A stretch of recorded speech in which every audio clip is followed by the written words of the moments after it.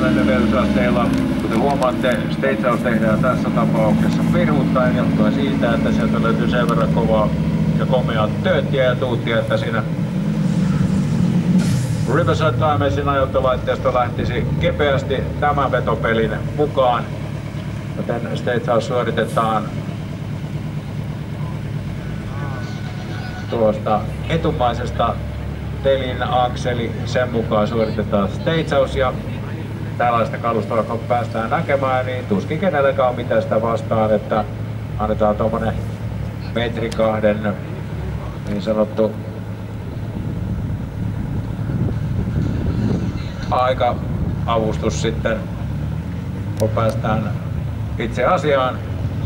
Subaru Foresterilla on siinä kuitenkin täysi työ edessään, kun homma päästään aina lähtöön asti. Screaming Jimmy tai Timmy löytyy nimeä tuolta Kenworthin yläosasta.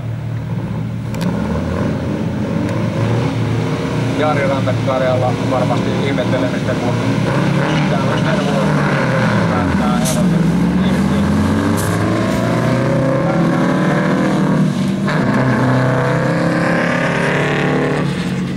Aina nopeita ja vaikutusta suoritusta pääsemme solistamaan, kun Kenworth on täydessä vauhdissa parkmaalimatkalla